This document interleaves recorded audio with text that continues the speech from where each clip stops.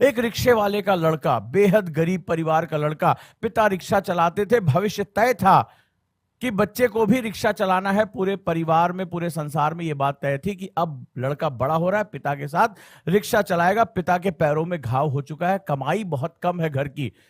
आप निश्चित रूप से यह कहानी जानते होंगे, गोविंद जायसवाल की कहानी बच्चा बच्चा जानता, लेकिन मैं इस कहानी के पीछे की कहानी सुनाने आया हूं कि गोविंद जायसवाल, रिक्शे वाले के लड़के को गोविंद जायसवाल बनने के पीछे वो कौन सा कारक था। अगर वो आपने अपनी जिंदगी में डाल लिया तो निश्चित रूप से आपको सफल होने के पीछे कोई भी रोक सकता। आपको लगता है कि मोटिवेशन सबसे बड़ी चीज है, अरे मोटिवेशन आप इसके बाद भूल जाओगे। आप बस उस जगह तक पहुंच जाओ जहां मैं आपको पहुंचाना चाहता हूं।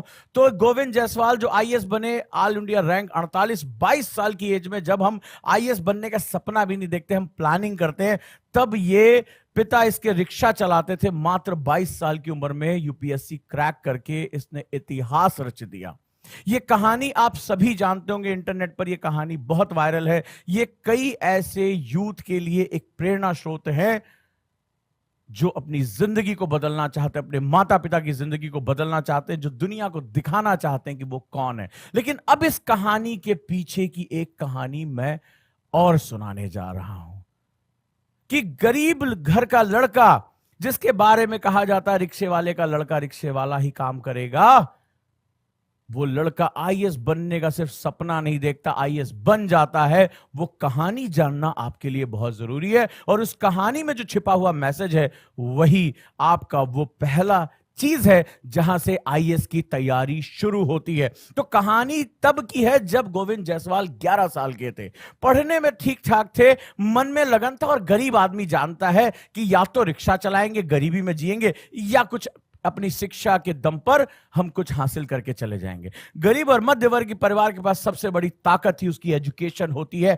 वो किताबें होती है जिससे वो मोहब्बत कर बैठा है। और यही जब किताबों से मोहब्बत हो जाती है तो सपने रियलिटी में निकल आते हैं, पूरे हो जाते हैं। 11 साल का लड़का, पढ़ने में होशियार, एक अमीर लड़के से दोस्ती हो जाती है। दोस्ती हो जाती है, बातचीत आगे बढ़ती है। अमीर लड़के को भी बड़ा फायदा था क्योंकि पढ़ने में तेज एक लड़का था, गंभीर लड़का था, बड़ी उसकी पढ़ाई में मदद कर दिया करता था। बातचीत आगे बढ़ी, बहुत ये फिल्मी कहानी नहीं है, वास्तविक जीवन की कहानी है। और क्या हुआ, एक दिन उसके घर में पार्टी थी, उस अमीर लड़के के घर में। ये एक छोटी सी कोठरी में रिक्शे वाले का लड़का, जमीन आसमान में बहुत बड़ा फर्क था। यहां पर दोनों के स्टेटस में फर्क था मेरे दोस्त, बहुत बड़ा अंतर था। बुला लिया दोस्ती दोस्ती में कि चलो मेरे घर आ जाओ। जब ये घर पहुंचे तो फटे हाल, पैरों में चप्पल, एड़ियां फटी हुई, पुरानी पैंट शर्ट, बटन के काज खुले हुए हैं। माता पिता ने देखा तो दिमाग ठनक गया कि अमीर घर का लड़का इस गरीब के साथ दोस्ती कैसे कर बैठा। अरे ये रिक्शे वाले का लड़का घर में कैसे। और ऐसी मानसिकता अलग हो जाती है, लोग समझते घर का कोई सामान ना चुरा ले, गरीब है तो चोर ही होगा, लोग इस नजरिए से देखते। इसको भी देखना शुरू कर दिया।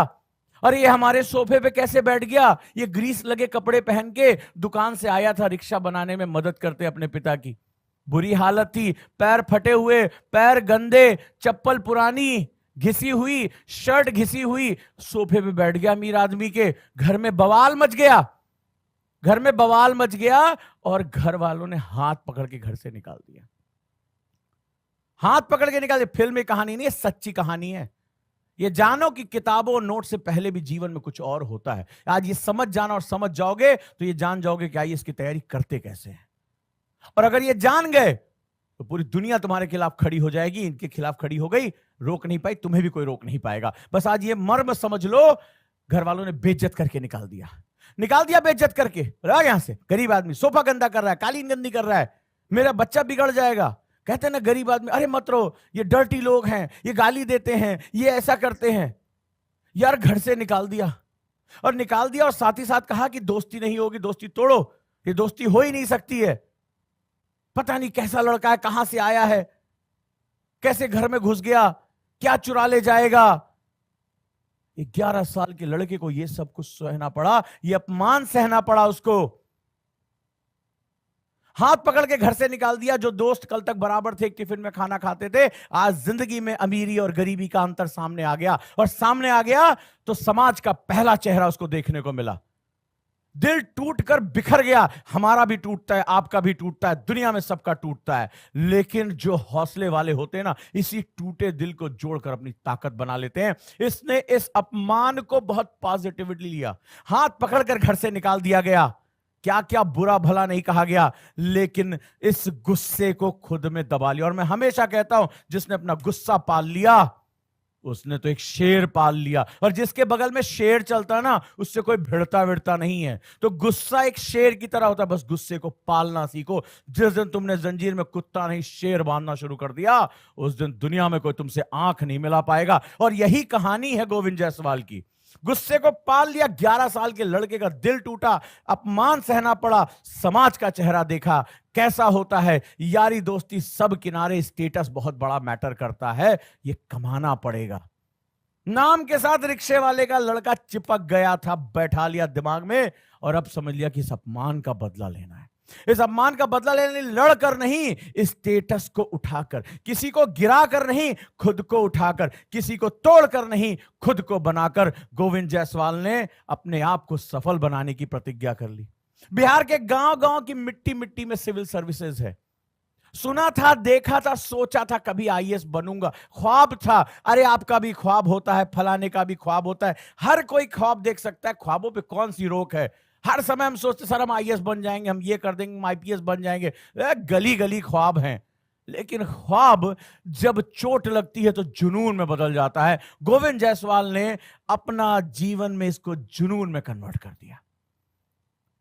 इस अपमान को जुनून में पैदा कर दिया। बोला आईएएस अभी तक बनने का ख्वाब था, अब ख्वाब नहीं रह गया, अब ये जुनून बदल गया, अब ये बर्निंग डिजायर हो गई। अब या तो ये या तो कुछ नहीं। सामने मुसीबतों का पहाड़ था, पढ़ने के लिए कमरा नहीं, नीचे खटर खटर दुकान पे आवाज हो रही है, शोर है, आपके आसपास जरा सा शोर हो जाता है, ओ माय गॉड, आप टेंशन में आ जाते हैं। Oh my God, there is no peace. आप मुखर्जी नगर तैयारी करने आते, भागकर लाइब्रेरी चले जाते हैं। तो घर से निकले मुखर्जी नगर, मुखर्जी नगर से निकले लाइब्रेरी, और लाइब्रेरी से कहीं और पहुंच जाते हैं। आप भागते रहते हैं। इस आदमी ने कहा नहीं, भागना नहीं है, अब ये मेरा ख्वाब नहीं है, अब ये मेरा जुनून है। और जब ख्वाब जुनून में बदल जाते हैं ना, तो संसार में सब कुछ बदल जाता है। इस व्यक्ति ने भी शुरू किया, कान में रुई ठूस कर पढ़ने लगा। लोगों ने मजाक उड़ाया, अरे रिक्शे वाले का लड़का बैठ के जो है बाप की छाती पे, बाप बूढ़ा हो रहा है बैठ के पढ़ा, अरे कोई बात नहीं। सुना, लोगों ने मजाक बनाया, पढ़ते रहे। गरीबी सामने आ गई, खाने को नहीं था। जब तैयारी करने दिल्ली आए तो 2 टाइम खाना खाने के पैसे नहीं थे, 1 टाइम खाना लेकर आते थे, आधा आधा टिफिन खाते थे कि दोनों टाइम खा लें। आधे पेट रह के खाना जो है वो अपनी पढ़ाई करते थे, ये स्थिति। लेकिन कहा पढ़ते रहे, पढ़ते रहे, और नतीजा रहा आईएएस बन गए। तो मैसेज क्या है तुम्हारे लिए? इन्होंने वो करके दिखा दिया, ख्वाबों को जुनून में बदला, अपने गुस्से को थामा, गुस्से को पाला, अपने अंदर एक शेर पैदा किया, और वो आईएएस बने। लेकिन सवाल क्या है, राज क्या था? ये राज ही आईएएस की तैयारी का पहला नियम है, पहला शर्त है। और वो आज जान लो, और अगर नहीं तैयार है तो उसको तैयार कर लो। कोई दिक्कत आती तो इस श्रृंखला में मुझसे बात करो, ढूंढो उसको। ये किताबें एनसीईआरटी, ये reference book, Laxmikanth, Vipin Chandra, the Hindu, ये सब बाद में है। ये बेसिकली तुम्हारी लाइफ की शुरुआत ही नहीं है, ये तो हु है, व्हाट है। बट जो सबसे जरूरी चीज है, गोविंद जायसवाल का सीक्रेट था, नो योर व्हाई। क्यों? तुम पूछते हो आईएएस कैसे बने, कौन सी बुक्स पढ़ें, कौन सी कोचिंग में जाएं, लेकिन ये तो बाह्य आवरण है, ये तो सबको पता है। लेकिन कुछ लोगों को पता है क्यों। क्यों गोविंद जायसवाल को 11 साल में पता चल गया क्यों आईएएस बनना है, क्यों स्टेटस बढ़ाना है, क्यों पावर गेन करनी है। उस समाज में आईएएस आईपीएस की जबरदस्त पावर होती है, और एक मध्य वर्ग या एक गरीब घर का लड़का अपनी शिक्षा से ये सबसे ऊंची चीज पा सकता है। गोविंद जायसवाल को जिस दिन अपना वाई पता चला, उसी दिन ख्वाब जुनून में बदल गए। और जब ख्वाब जुनून में बदलते हैं मेरे दोस्त, तो रियलिटीज सामने आ जाती हैं, तब सब कुछ संभव सा होने लगता है। याद रखना, नीत्शे ने कहा है, बड़ी खूबसूरत लाइन है, he who has a why can endure any how. यानी वह जो जानता है कि मैं ये क्यों कर रहा हूं, मैं आईएएस की तैयारी क्यों कर रहा हूं, मैं ये जॉब क्यों कर रहा हूं, वो कुछ भी कर सकता है, वो कुछ भी हासिल कर सकता है। बस जीवन में एक चीज उसको पता होनी चाहिए, और वो है कि उसका वाई क्या है। गोविंद जायसवाल को 11 साल में लगी चोट ने उनका वाई बता दिया। और जिसको वाई पता है उसको पता है कि हु और व्हाट कैसे मिलेगा, कौन सी किताब पढ़नी है, कौन सी कोचिंग ज्वाइन करनी है, कौन सा कंटेंट पढ़ना है, कितना पढ़ना है, कितनी देर पढ़ना है, ये सब कुछ तैयारी में बाद में आता है। जो स्टूडेंट सबसे पहले यही प्रश्न पूछते हैं उनके अंदर कोई जज्बा ही नहीं होता, उनको यही नहीं पता वो आईएएस क्यों बनना चाहते हैं, उनका वाई क्या है। और ये वाई समझना सबसे जरूरी, यही आईएएस की तैयारी की शुरुआत है। और कहा भी गया है the 2 most important days in your life, तुम्हारे जीवन में 2 सबसे बड़े महत्वपूर्ण हैं दिन होते हैं। आप एक जीवन में 2 बार पैदा होते हैं, एक अपनी मां के गर्भ से जब आप पैदा होते हैं, और दूसरा जिस दिन आप जान जाते हैं मेरे जीवन का मकसद क्या है, मेरा वाई क्या है, मैं इस संसार में क्यों हूं। वो दिन तुम्हारे व्यक्तित्व के जन्म का दिन होता है। व्यक्ति के रूप में माता पिता के घर पैदा होते हो, व्यक्तित्व के रूप में तुम अपनी ही विचार के गर्भ में पैदा होते हो, और जिस व्यक्ति का दूसरा जन्म हो जाता है वो संसार में इतिहास लिखता है, संसार में जो चाहे वो हासिल कर सकता है। ये बात याद रखिएगा। और यही सबसे बड़ा फैक्टर है, अगर आप आईएएस की तैयारी शुरू करना चाहते हैं तो अपने वाई को जानिए कि मैं आईएएस बनना क्यों चाहता हूं, मेरे अंदर ये चाहत इतनी गहरी क्यों हो रही है कि मुझे इसके बिना कुछ अच्छा ही नहीं लग रहा है। जब आप पढ़ने बैठते हैं और अगर आपका फोन, आपका सोशल मीडिया, आपके दोस्त, अगर इनकी याद आ रही है तो अभी आपका वाई पैदा ही नहीं हुआ है सर, अभी आप जानते ही नहीं कि आप आईएएस की तैयारी क्यों करना चाहते हैं। आप सिर्फ एक फैशन फॉलो कर रहे हैं कि सब लोग कर रहे हैं तो लाओ हम भी करके देखते हैं।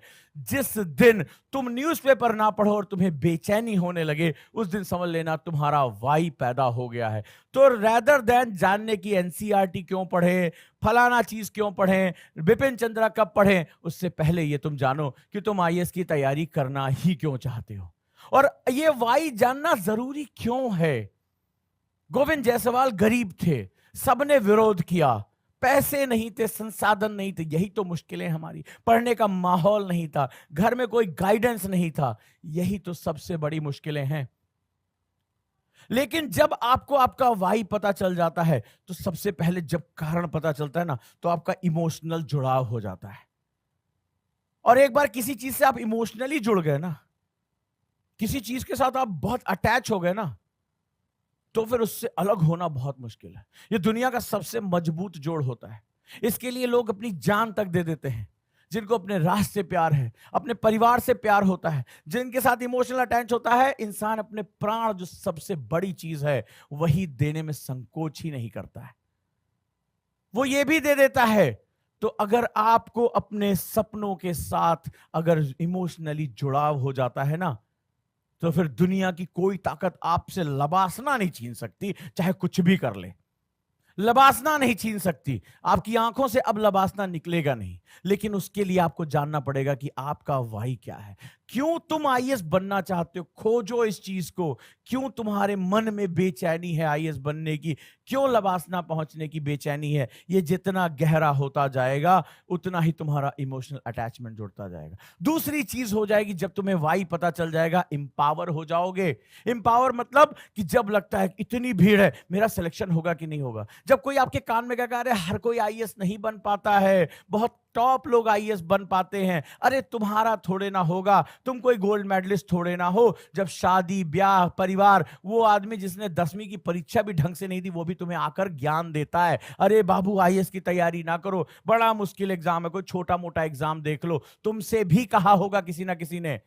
उस समय तुम्हारे मन में डाउट आ जाता है, यार ये सही कह रहे हैं, ये हमारे शुभ चिंतक हैं। शादी ब्याह में जाते हो समझाते रहते हैं, अरे बाबू छोटा मोटा एग्जाम निकला भर दो, आईएएस सबके बस का नहीं होता है, तुम्हारे खानदान में कोई आईएएस नहीं है। झूठी झूठी कहानियां तुम्हें सुनाते रहते हैं, वो फलनवा का लड़का था, बहुत बचपन से तेज था, तब वो आईएएस बना, तुम नहीं बन पाओगे, कारण तुम्हें देते हैं और तुम सुन लेते हो। दुनिया में कहते ना सबसे बड़ा रोग क्या कहेंगे लोग, और वही सबसे बड़ी समस्या हो जाती है। लेकिन जब तुम्हें तुम्हारा कारण पता चल जाता है ना, जब तुम अपना वाई जान जाते हो ना, तो तुम एम्पावर हो जाते हो। एम्पावर मतलब जब पावर अंदर से आती है, जब पावर को आप एक्सरसाइज करने लगते हो, तो लाख तुमसे कह रहे तुमसे ना हो पाएगा, भाग यहां से, तुम उसको भगा देते हो। तुम्हें समझ में नहीं आता, उनकी बातें सुनने में नहीं आता, तुम्हें बस दो ही चीज दिखाई पड़ती है, एक तुम और एक सामने लबासना का गेट। इस संसार में ना तुम्हें किसी की बात समझ में आती है, ना तुम्हें कहीं मजा आता है, ना तुम कहीं उठ बैठ सकते हो, ना कहीं तुम आते जाते हो, तुम्हें कहीं संसार में रस ही नहीं आता। तुम्हारी सपने भी लबासना के गेट के आते कि बस अब जा रहा हूं, अब बुला रहा है। तुम्हारा प्यार, मोहब्बत, शादी, जीवन साथी सब कुछ वही हो जाता है, तो एम्पावर हो जाते हो। और जो व्यक्ति अंदर से पावरफुल हो जाता है ना, जिसके हौसले ताकतवर हो जाते हैं, उसको फिर कोई रोक नहीं सकता। वो बहती हुई नदी की तरह है, उफान मारकर बह जाती है और सामने आने वाले छोटे मोटे पत्थरों को यूं उछाल के फेंक देती है जैसे नदी अपने अंदर पड़े पत्थरों को फेंक देती है, किनारे लगा देती है। याद रखना इस बात को। और तीसरी चीज, इंस्पिरेशन। आप मोटिवेशन ढूंढते हो, सर मैं डिमोटिवेट हो जाता हूं, सर मेरा सिलेक्शन होगा कि नहीं होगा, सर एक बार में किसी का नहीं होता। ये जो लोग आकर ये बोलते रहते हैं ना, उनको पता ही नहीं होता। हमें समझ में आता है, इसको अभी पता ही नहीं कि आईएएस ये क्यों करना चाहता है। ये आईएएस इसलिए करना चाहता है कि फलाना रील देख लिया, फलानी जगह कोई वीडियो देख ली, किसी को जो है वो देख लिया जोश में कि बड़ी पावर होती है, लेकिन ये खुद नहीं जानता कि अंदर से इसको वाई क्यों ढूंढना है। और अगर ये वाई तुम्हें मिल जाता, तुम कभी डिमोटिवेट हो ही नहीं सकते, तुम इम्यून हो गए हो। तुम्हें कभी भी कोई डिमोटिवेट कर ही नहीं सकता, क्योंकि तुम इंस्पायर हो चुके हो। तुम्हारा व्यक्तित्व लोगों को प्रभावित करेगा, लोग खुद कहना शुरू करेंगे आज नहीं तो कल इसका सिलेक्शन पक्का होगा। ये होती है वाई की ताकत। ये होती है जब आप आईएएस क्यों बनना चाहते हो, इस कारण को जान जाते हो। आप कहोगे सर हमें पता है हम आईएएस बनना चाहते, पावर के लिए, फलाने के लिए। अगर तुम ये बनना चाहते हो, तुम्हें पता है, तो तुम कभी शिकायत नहीं करोगे, तुम कभी नियमों से भागोगे नहीं। तुम्हें 8 घंटे पढ़ने के बाद तुम्हारे बदन के रग रग में दर्द नहीं होगा बाबू कि एक दिन 8 घंटा पढ़ा तो 2 दिन वेब सीरीज देख रहे हैं बाबू, मन को रिलैक्स कर रहे हैं। हर चौथे दिन इनका मन बोर हो जाता है, कमरे में इनको घुटन होने लगती है, बत्रा पहुंच जाते हैं चाय पीने के लिए। नहीं करोगे, क्योंकि जब तुम्हें वाई पता होगा, कौन नहीं अपने प्रेम के साथ हर समय रहना चाहता है। अरे तुम भी रहोगे, तुम्हारा प्यार ही लबासना, तुम्हारा प्यार ही आईएएस है, क्योंकि तुम्हें अपना आईएएस क्यों बनना है, वाई, ये तुम्हें पता है। तो अपने आप से प्रश्न पूछो कि अगर मुझे घबराहट होती है, हर हफ्ते मुझे संदेह होता है, हर हफ्ते मुझे डाउट होता है मेरा सिलेक्शन होगा कि नहीं होगा, ये किताब पढ़ें कि ना पढ़ें, वो फलाना चीज करें कि ना करें, चाचा बोल रहे थे कि जो है वो पीसीएस भी दे लो, यूपी पुलिस भी दे दो तो काम हो जाएगा, सारे एग्जाम अच्छे, लेकिन आपने तो आईएएस चुना है ना, आप तो सबके टॉप पर बैठना चाहते हो। तो अगर यहां पर आपने, जैसे किसी ने लिखा कि घर वाले रोज ताने मारते हैं, और तानों पे अगर तुम रोते हो तो तुम्हें अपना वाई नहीं पता है। जब ताने संगीत की तरह लगे, कोई ताना दे रहा है तुम्हारा नहीं होगा, अरे बड़ा मजा आ रहा, बोलो बोलो, क्योंकि अंदर वाई पैदा हो चुका है, अंदर जानता है कि क्या होगा, क्या परिवर्तन होने वाला है। ये वाई जब पता है तभी आईएएस की शुरुआत होती है, सही शुरुआत होती है। कोचिंग में एडमिशन ले लिया, नोट्स खरीद लाए, बुक खरीद लाए, अरे ऐसा सबके कमरे में पड़ा हुआ है मेरे भाई, तुम कोई अलग नहीं हो। सबके कमरे में किताबें, एनसीईआरटी, नई पुरानी, नोट्स, फलाना ढिकाना पड़ा है। अरे होती सबके पास है, पढ़ता कोई नहीं है उसको, क्योंकि उन किताबों को खरीद लेने से तुम आईएएस नहीं बनोगे, जब तक कि उन किताबों को पढ़ने के लिए तुम्हारे पास कारण मौजूद नहीं होगा। वो किताबें बोझ बन जाएंगी, वो न्यूज़पेपर रोल करके आएगा और ऐसे ही रखा रह जाएगा। वो कभी तुम्हारे वादे कि हम नोट्स बनाएंगे, कटिंग करके रखेंगे, हम जो है इसको मैप से जोड़ेंगे, ये वादे वादे रह जाएंगे। जब तुम अपने प्रियतम से नहीं मिलके और तुम्हारा मन बेचैन होने लगे, तुम्हारा वाई पैदा नहीं हुआ है। अरे दुनिया गई भाड़ में, रिश्ते गए भाड़ में, मेरा लक्ष्य ही सब कुछ है, मेरा जो है प्यार सिर्फ लबासना है, वो वाई पैदा होता है। तो अगर तुम्हें तुम्हारा कारण पता है, जीवन में कुछ भी हो, लिखो उसको। बेइज्जती हुई है, नुकसान हुआ है, अपने गुस्से को थामो, बदले को पॉजिटिव करो, खुद को बन के दिखाओ, किसी से लड़ो नहीं, खुद को इतना बड़ा बना लो कि लोग तुम्हारी इमेज के नीचे दब जाएं। तब समझ लेना तुमने गुस्से को पालना सीख लिया, और जिसने गुस्से को पालना सीख लिया वो शेर पालना सीख गया। और जो शेर पालते हैं लोग उनको मुंह नहीं लगाते हैं, उनके हिस्से में नहीं आता है। ये बात ध्यान रखना, ये बात ध्यान रखना। तो अपना वाई ढूंढो और ये देखो, अगर तुम अपना वाई नहीं ढूंढ पाए तो बहुत देर तक टिक नहीं पाओगे। तो आईएएस की तैयारी की शुरुआत करनी है तो अपना वाई ढूंढो कि आखिर मैं आईएएस क्यों बनना चाहता हूं, कारण ढूंढो। अगर तुम्हारी किताबें, तुम्हारा रूटीन, तुम्हारा कमरा, इससे ज्यादा तुम्हें सोशल मीडिया, दोस्त, बाहरी दुनिया अगर प्यारी है तो भूल जाओ, तुम केवल तैयारी का दिखावा कर रहे हो। तुम आईएएस बनना नहीं चाहते, तुम सिर्फ तैयारी तैयारी खेलना चाहते हो। अगर ये मेरी बात तुम्हारे दिल तक पहुंचती है तो यहां से शुरू करो, जो कर रहे हैं उस खुद को करेक्ट करो। क्या ऐसा तो नहीं होता कि हर चौथे दिन मैं बोर हो जाता हूं? क्या ऐसा तो नहीं होता कि बाहरी चीजें ज्यादा मुझे आकर्षित करती? क्या ऐसा तो नहीं होता कि हर चौथे दिन मैं बहाना बनाता घूमता हूं, सर मन नहीं लग रहा है, सर फोकस नहीं हो रहा है, सर क्या मेरा होगा कि नहीं होगा? ये जो सेल्फ डाउट करते हैं वो तो बिल्कुल नहीं जानते उनको आईएएस क्यों बनना है। अड़ोसी पड़ोसी तैयारी कर रहे थे, बोले हम भी चलो करते हैं। वो भेड़ चाल का हिस्सा है, वो कहीं नहीं पहुंचने वाले। तो आपको इस भेड़ चाल से निकलना होगा, खुद का अपना एक लकीर खींचनी होगी, खुद का रास्ता बनाना होगा। और उसमें सबसे पहले आपको ढूंढना होगा आपका वाई क्या है। आप आईएएस क्यों बनना चाहते हो? वो जितना गहरा होगा तुम्हारे सपने जुनून में बदल जाएंगे। और एक बार सपने जब जुनून में बदल जाते हैं ना, जब रॉकेट का आग जब फायर हो जाती है ना, तो फिर वो निकल जाती है। अगर उसको सही डायरेक्शन मिल जाए तो वो पृथ्वी की कक्षा से बाहर निकल जाती है। पृथ्वी का गुरुत्वाकर्षण भी उसको रोक नहीं पाता है। वो पृथ्वी के गुरुत्वाकर्षण को धक्का देते हुए अंतरिक्ष की यात्रा कर लेता है। तो ये संसार की जितनी चीजें वो तुम्हें रोक रही हैं, बांधे हुए, इसको तोड़ने के लिए ना तुम्हें वो रॉकेट का फोर्स लगाना पड़ेगा। वहां छोटी मोटी ऊर्जा से काम नहीं चलेगा। तो अपने अंदर के उस रॉकेट फोर्स को जगाओ कि एक बार इग्नाइट हो गए, अगर एक बार आग लग गई उसमें, तो अब तुम सारे बंधन को तोड़ने के लिए, अनंत अंतरिक्ष में जाने के लिए तैयार हो। तुम्हारी संभावनाएं खुलने के लिए तैयार है। यही जीवन का सूत्र है। तो इससे पहले कि आज के बाद कभी किताबों के बारे में, न्यूज़पेपर के बारे में चर्चा करना, थोड़ी देर रुकना और पूछना, मैं आईएएस क्यों बनना चाहता हूं, मेरा वाई क्या है, गहराई क्या है, और पूछना कि मैं इसके लिए कितनी कीमत दे सकता हूं। याद रखना, वाई उसी को पता चलता है जो कीमत देने के लिए तैयार है। कि संसार की समस्त मुसीबतें आ जाएं, लोग ताने मारे, पैसे ना दे, सोने को ना मिले, आराम ना मिले, शिकायत नहीं करूंगा। जो शिकायत कर रहा है उसको वाई नहीं पता, और जिसको वाई पता है उसको संसार की हर चीज आनंद देती है, क्योंकि उसको पता है तो आज नहीं तो कल लबासना के गेट पे मैं ही खड़ा होकर मैं ही उसे खोलूंगा। ये मेरे लिए है, सिर्फ मेरे लिए है। वो ये नहीं कहेगा सर सीटें कितनी निकली हैं, 100 सीटें आईएएस की, अरे मुझे तो एक चाहिए और वो मेरी है, मेरी मर्जी से मुझे मिलेगी। बस ये याद रखना, अगर ये बात दिल में बैठ गई तब तुम्हारी आईएएस की तैयारी सही तरीके से शुरू होगी। दो कैटेगरी है, एक आईएएस की तैयारी शुरू करना और एक आईएएस की तैयारी को सही से शुरू करना। जो सही वाले हैं उनका कंपटीशन ही नहीं, वो मात्र 10% है, और जो आईएएस की तैयारी खेल रहे हैं वो 90% है। वो अपना समय बिताए जा रहे और धीरे धीरे वही चारों तरफ हल्ला करके, यार आईएएस बहुत कठिन है,